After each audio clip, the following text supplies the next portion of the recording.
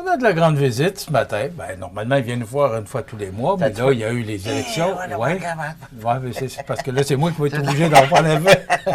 J'en ai déjà pas beaucoup. C'est de la grande visite. J'en ai déjà pas beaucoup, puis ça commence à plier, là. Bernard Généreux, bonjour. Bon matin, bon matin. Ça va Comment bien? ça va? Ça va très bien. Ça Oui? va très bien, oui, oui. Bon, je De vois retour que à la- ça, de je retour vois à la qu'on maison. est en période d'été, là, le veston, De la retour à la cravate. maison, ouais. En fait, je pense qu'il faut en profiter pendant que ça passe, parce que ça passe vite. Ouais, ça passe vite, Écoute, il y en a pas beaucoup. on est déjà passé le solstice d'été, c'est fou, là, quand on y pense. On se réveille, puis, tu sais, on est, bon, il faut dire que normalement, quand on est à Ottawa l'hiver, là, on arrive 22-23 juin dans nos comtés, on revient dans nos comtés. Ben là, on a déjà commencé à revirer de bord avec le soleil qui s'en va par le bord. Tu sais, c'était une Écoute, période... quand t'en parlais, tu sais que depuis le 24, les journées commencent à Ben, raccourcir. c'est ça que je dis. C'est ça, Ouais. pour ça qu'on se rend compte que la moitié de l'année est passée, finalement. Tu sais, c'est comme, ben, ça va tellement vite. Puis là, ben, il y a eu l'élection au mois d'avril, mars-avril. Après ça, on est rentré à Ottawa. Moi, je suis allé passer une semaine à Toronto. Ma belle-mère est décédée. Puis elle a utilisé l'aide à mourir. Donc, moi, c'était ma première expérience. C'est comme, je suis un peu encore en décalage par rapport à ça. Puis là, on est retourné à Ottawa 2 autres semaines par la suite.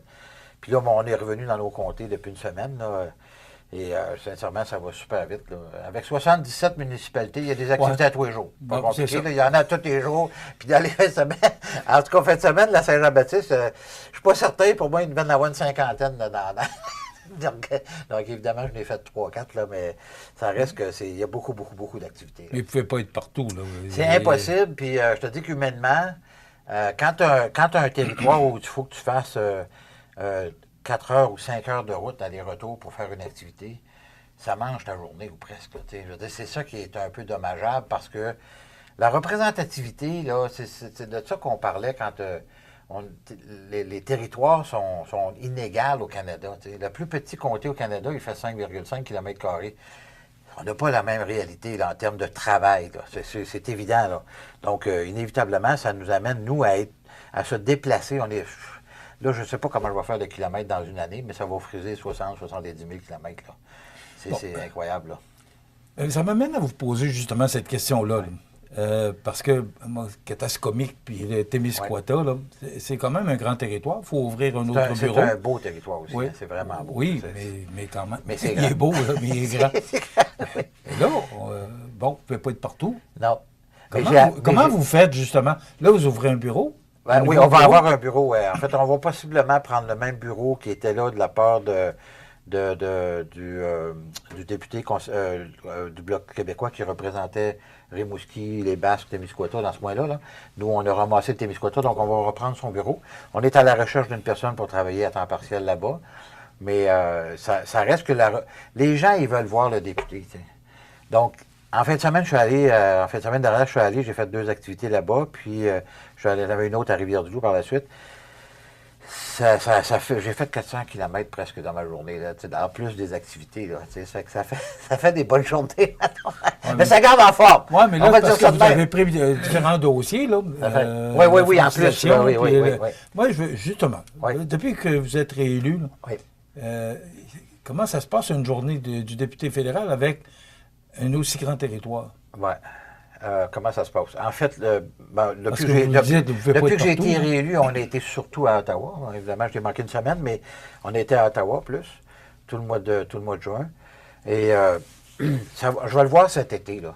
On a déjà commencé à avoir une multitude d'invitations pour toutes sortes d'activités, des inaugurations, des festivals, etc., etc. Donc, on va le voir un peu plus cet été. Mais le fait qu'on soit 6 mois à Ottawa, puis 6 mois dans le comté, il y a comme un équilibre, si on veut, là-dedans, parce que quand tu es à Ottawa, tu n'es pas en mouvement, là, tu vas travailler à pied. Là. Tandis que quand on est dans le comté, évidemment, on n'a pas le choix de se promener en auto puis d'être un peu partout sur le territoire. Moi, c'est l'hiver que j'anticipe, là, parce que l'hiver, c'est pas la même affaire. Là. Surtout dans ce coin-là, là, parce que surtout plus dans on ce descend, coin-là, plus puis, c'est ben, rigoureux. c'est ça, puis oui, puis c'est beaucoup des routes de campagne, là, qu'on le veuille ou non, entre les villages. Quand tu es sur une autoroute, ça va toujours, là, mais dans les villages, là, des fois, il y a 15 km entre deux villages. C'est pas tout le temps déneigé. En tout cas, j'ai hâte de voir. Mais pour l'instant, ça va super bien. Puis le Témiscouata, c'est vraiment une belle découverte parce que c'est vraiment un beau territoire, sincèrement. Il y a 900 lacs au Témiscouata. 900 lacs. Il y en a des très petits, mais il y en a des très gros, là. Mais le lac Témiscouata, Ponégamouk qui sont les deux plus grands. 900 lacs.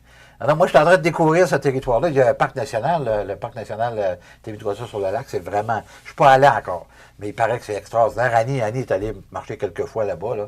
Mais c'est vraiment un endroit à découvrir.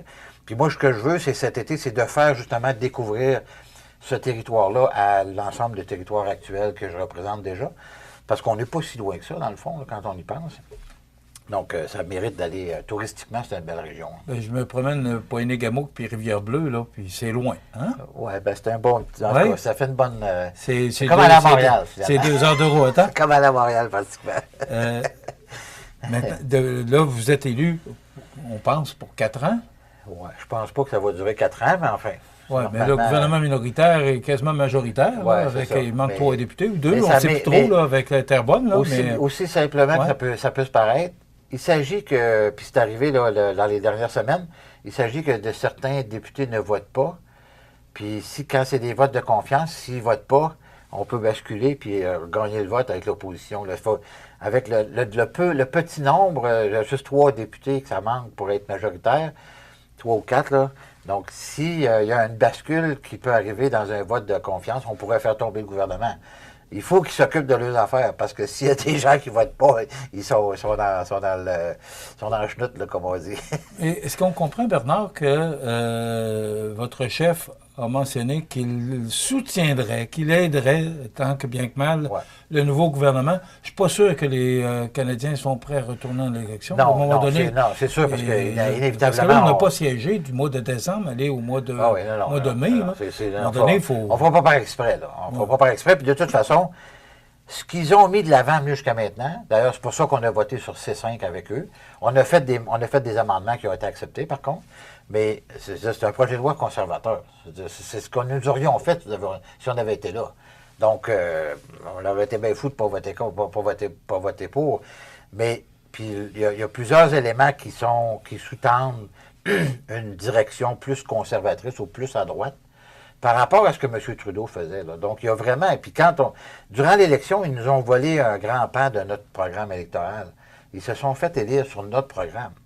Donc, ils ont été très habiles quand tu y penses. Maintenant, il faut qu'ils le mettent en application, mais il faut qu'ils le réalisent. Puis là, hier, j'écoutais M. Carney qui disait ou je lisais dans Globe and Mail que M. Carney, si les fonctionnaires sont pas, ils vont pas à la vitesse qu'il veut, là, il va les tasser. Là. Il y a du monde à Ottawa qui commence à avoir peur pour les fesses, là, pour dire, sincèrement, il a vraiment l'intention de faire bouger les choses très rapidement. C'est son intention. Est-ce qu'il va réussir? Inévitablement, il va rencontrer le mur de la fonction publique. Là.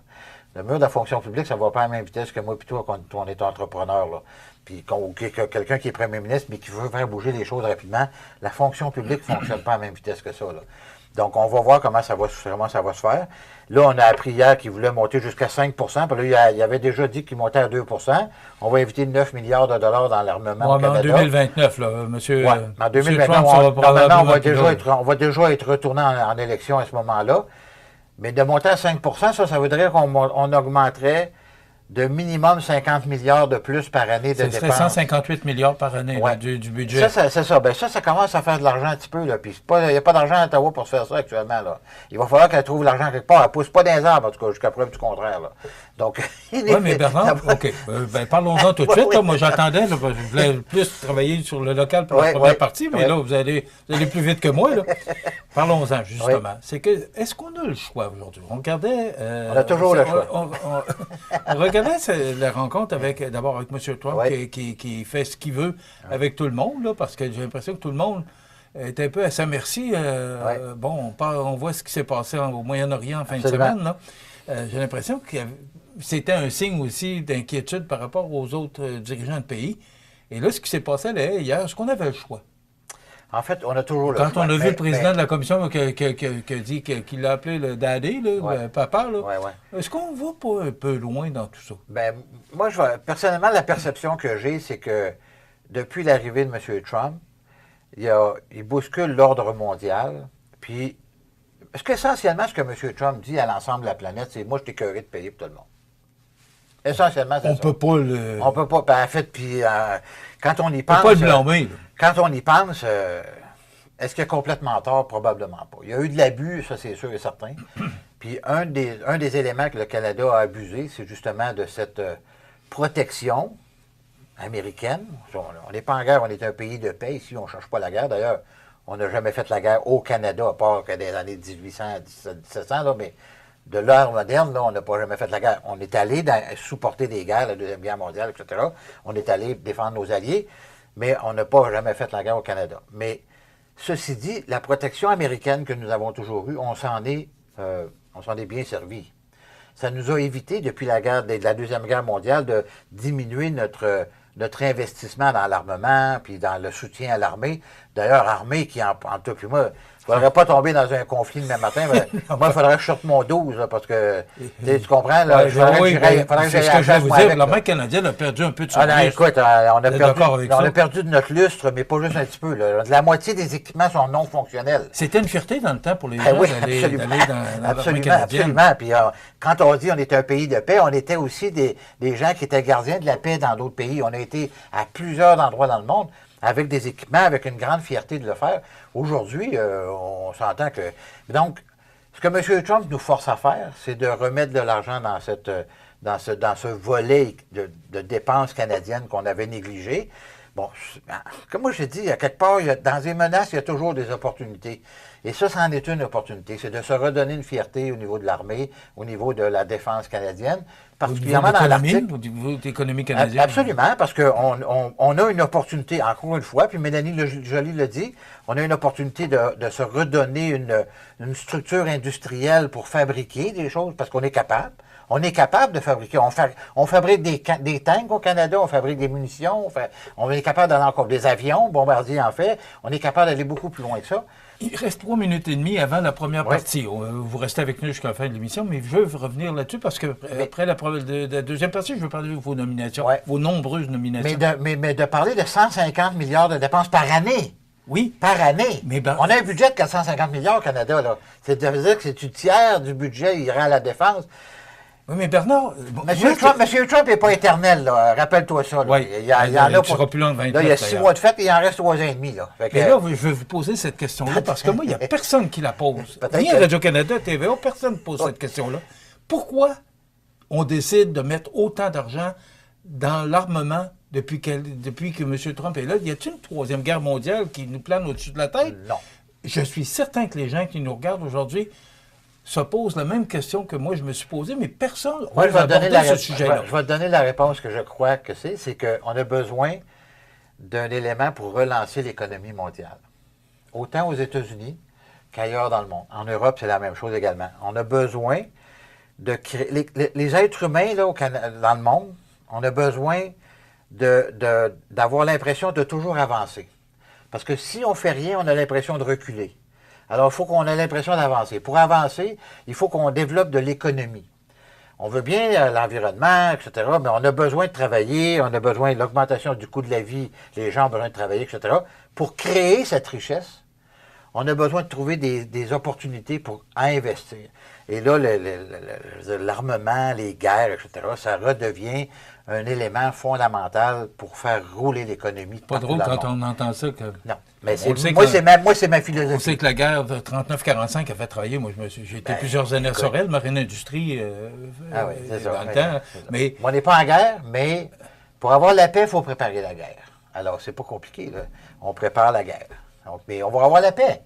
C'est ça qu'on veut. Mais est-ce qu'on est... Est-ce que c'est une inquiétude qu'on doit avoir? Mais est-ce qu'on a les moyens? Je ne sais pas. Quand on voit ce qui se passe au Moyen-Orient, mais ça, c'est centenaire, plusieurs fois centenaire. Les guerres au Moyen-Orient datent de plusieurs centaines d'années. C'est historique, c'est religieux, écoute, c'est compliqué, c'est extrêmement compliqué. Puis c'est pas prêt d'arrêter, là. C'est pas, écoute, c'est intrinsèque dans ces personnes-là. Là. Je veux dire, c'est des religions, c'est des façons d'être, de façons de penser qui sont totalement opposées l'une à l'autre. Là. On ne réglera pas ça demain matin, là, ça c'est sûr. On va prendre une petite pause de quelques secondes, de quelques minutes pour revenir avec notre invité. Puis on va parler des nominations, parce que vous avez eu plusieurs nominations au cours des dernières semaines. Alors, on va jaser de ça. Peut-être que c'est ça le prochain chef du Parti conservateur. Je ne sais pas, moi, je spécule. Là, mais... Alors, on revient avec notre invité Bernard Généreux tout de suite après la pause. Là, vous allez enfin savoir qui est Annie Franqueur, pour les gens qui ne connaissent pas Annie. Directrice générale pour Bernard, pour le parti. Bonjour. Bonjour, Michel. Comment ça va? Très bien, merci. Non. Merci. Elle est là depuis 11 ans et demi. Oui, déjà. Déjà oui. 11 ans et demi. Depuis les débuts, Bernard? Hein? Ben, oui, depuis les débuts. En fait, on avait fait ensemble 2009-2011. Et puis, elle est partie pour un autre travail parce qu'on a perdu l'élection, puis elle est revenue en 2015. Annie, comment ça se passe avec notre député? Parce qu'on sait que... Ah ben là, fais attention à ce que tu faisais. Bon, là, l'augmentation du territoire. Combien d'élections? 6 élections? C'est 6e élection, donc 5 gagnés, là, ouais. Comment on vit ça comme directrice comment on appelle ça? Le bureau de comté. Ouais, bureau de comté. OK? Comment on vit ça? Ben, comment on vit ça? On vit ça super bien parce qu'on est vraiment une belle équipe. Bernard, on le voit ici en entrevue, il est super dynamique. C'est la même chose au bureau. C'est motivant, c'est plaisant, c'est le fun. C'est le fun. Il faut aimer notre travail, ça c'est certain, parce que c'est beaucoup demandant. Comme vous le disiez tantôt avec le territoire qui s'agrandit et tout ça. Mais à chaque jour, c'est différent. À chaque jour, on apprend. À chaque jour, on découvre. C'est vraiment plaisant. Bon, on va en parler parce que là, il y a eu une nomination d'abord au caucus. Bernard, je vais vous demander de nous expliquer. J'ai continué mon travail en tant que président, mais mes collègues, parce qu'on a 3 nouveaux collègues aussi, il faut dire, durant la dernière élection. On a gagné Charlevoix. Ça, c'était un véritablement nouveau comté. On a repris Arthabasca avec Éric Lefebvre. C'est Gabriel Hardy qui était à Charlevoix. Puis Jason Groslot qui a remplacé Richard Lehoux. Arthabasca, il y avait Arthabasca, c'est Alain Reyes qui était là, mais on a repris Arthabasca avec Éric Lefebvre. OK, mais vous l'aviez déjà. On l'avait déjà. Donc, on l'avait déjà. Okay. Donc, vous avez une responsabilité de plus au caucus que vous l'aviez déjà. Vous avez une responsabilité en francisation, en fait, c'est que je suis le porte-parole adjoint au niveau des langues officielles.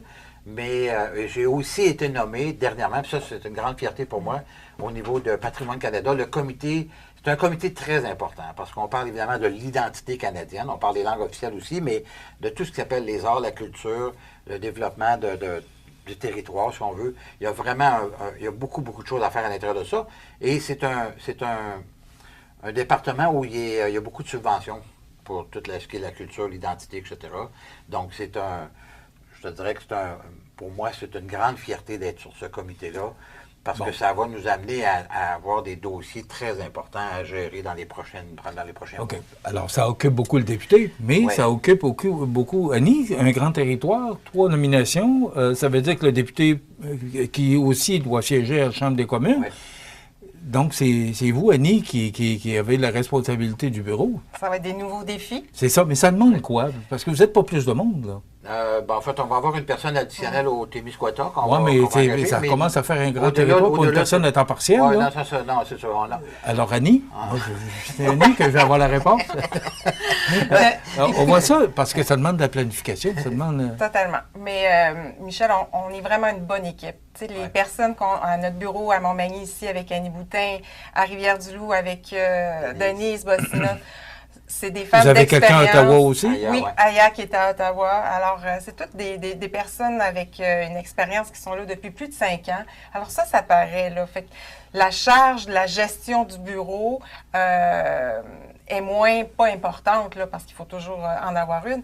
Mais j'accepte vraiment les nouveaux défis que Bernard va avoir haut la main, là, ça c'est certain. Mais ça change quoi pour vous d'avoir que Bernard ait ces nominations-là? Est-ce que c'est une surcharge de travail ou si on vit avec la job de député? On vit avec la job. OK.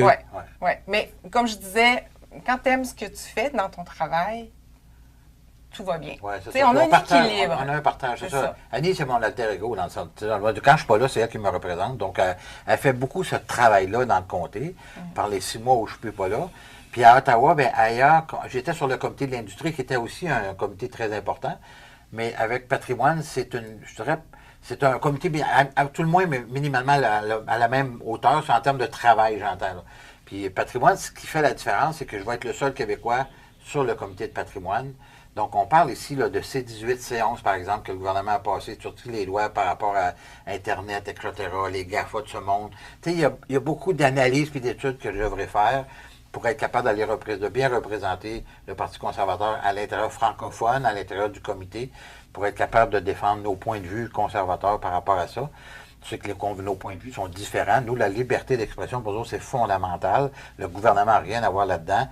Avec C11, C18, il y a une brèche, en tout cas, sur la liberté d'expression. Donc, c'est ces éléments-là où moi, je devrais m'acquérir de ces affaires-là, d'être appuyé par Annie, par Aya à Ottawa. Donc, pour aller bien étudier ces choses-là, avec ce que nous, au niveau du parti, c'est quelles sont nos lignes pour aller représenter les lignes à ce chose-là. Puis, on vote des lois, bien évidemment. Donc, on prépare, il y a des choses qui s'en viennent. Le gouvernement va faire des choses là-dedans. Donc, on aura à se positionner puis à prendre acte. Donc, moi, sincèrement, c'est un très beau défi. C'est une belle marque de confiance de la part de mon chef. Puis, j'en profite pour remercier Annie puis toute l'équipe parce que, sincèrement, c'est impossible. Un député, là, c'est une personne dans une équipe. C'est pas l'équipe, là. C'est vraiment le travail commun. Puis, comme a dit, c'est la longévité du personnel fait en sorte qu'on a acquis une expérience très importante. Ce qui fait qu'on est écoute, on répond instantanément, presque 7 jours sur 7 à tout le monde qui nous répond, qui nous interpelle. Ça, c'est pas tous les députés qui font ça. Là. Et pardon, moi, ça m'amène à vous poser une question. Puis Annie, vous pouvez peut-être répondre là-dessus. Qu'est-ce qui fait que, bon, vous l'avez mentionné ici en campagne électorale, que c'était votre dernière élection. Vous avez un grand territoire. Là, vous avez 3 nouvelles responsabilités, en plus de celles de député. Vous devez siéger. Oui, Annie, mais pourquoi accepter toutes ces responsabilités-là alors qu'on sait que, à moins que vous changiez d'idée puis que dans 4 ans, vous décidiez de faire comme Louis Plamondon, là, de devenir le plus vieux député de la Chambre des communes, qu'est-ce qui vous motive? En fait, essentiellement, c'est le service au public, puis le service à la population. On a, comment je pourrais dire ça? On a des capacités, puis on a des possibilités d'aller chercher. Moi, ce que je veux, c'est d'aller chercher le maximum du fédéral pour le ramener dans le comté. C'est ce qu'on fait depuis des années. D'ailleurs, on est compté dans les top 3, là, Nouveaux Horizons, tous les programmes potentiels au fédéral. On est vraiment tout le temps dans le haut du pavé. Non, évidemment, on a plus de municipalités que bien d'autres comtés, donc ça nous aide à aller chercher plus d'argent, mais au-delà de ça, Annie a acquis une expérience, elle connaît les programmes. Au niveau des travailleurs étrangers temporaires, je te dis, on a sauvé des emplois, non seulement des travailleurs étrangers temporaires, mais des Québécois, des gens de la région ici, à cause du travail d'Annie, parce qu'elle a développé une expérience au niveau d'immigration très importante. Non, tu te dis, moi, ça me fait chaud au cœur qu'on puisse aider les gens, puis de partager cette richesse-là qu'on a aussi régionalement. Écoute, on a fait des tournées là, avant la COVID pendant toutes les années. C'était capoté comment ça marchait. Là, on n'a pas eu l'occasion de recommencer, mais on veut recommencer éventuellement à faire ça. Ouais, vous avez fait des vidéos à un moment donné. C'est le temps qui va nous manquer. Ouais. C'est le temps qui va nous manquer, mais sincèrement, est-ce que ça vous arrive de dire à Bernard, là?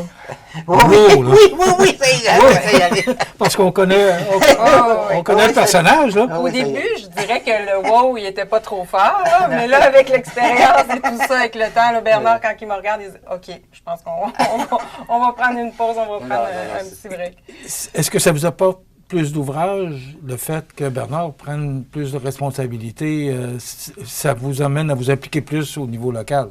Ben oui, c'est sûr, mais... C'est pas une charge, c'est pas une charge supplémentaire là, où mon travail, je l'aime plus ou quoi que ce soit. Au contraire, là. Comme Bernard dit, je pense que c'est ça notre force aussi.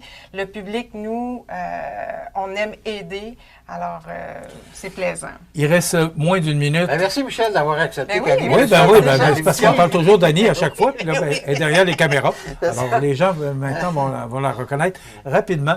Vous voyez l'été comment, là? Ça va être plus relax un petit peu? Oui et non, dans le sens où moi, je vais prendre un peu de temps avec ma famille, mais au-delà de ça, on a des multitudes de belles organisations dans le comté, partout, des festivals qui s'en viennent. Moi, j'aime ça aller à la rencontre des gens. C'est ce que les gens aiment d'ailleurs, hein, c'est de nous voir en personne, qu'on est présent sur le terrain. D'ailleurs, on a fait notre réputation là-dessus d'être présent sur le terrain. C'est ce que les gens ont reconnu dans la dernière élection. On a gagné presque par 10 000 voix. Là. Donc, je pense que les gens reconnaissent. Et les cliniques de passeport vont revenir à l'automne aussi. OK. Oui, je vous remercie. Je dois vous arrêter parce qu'il faut que je l'arrête. On n'est pas capable. Vraiment généreux. Merci. Merci beaucoup. Merci, Annie. Merci, Bon été. Michel. On va se retrouver quelque part au mois de septembre. C'est bon.